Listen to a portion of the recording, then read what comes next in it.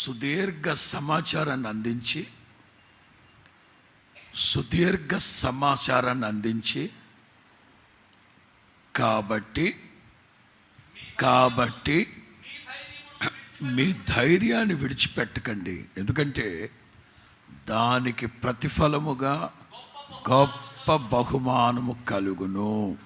మీరు దేవుని చిత్తమును నెరవేర్చిన వారైతే వాగ్దానము పొందు నిమిత్తం మీకు ఓపిక అవసరం. స్తోత్రం చెప్పండి.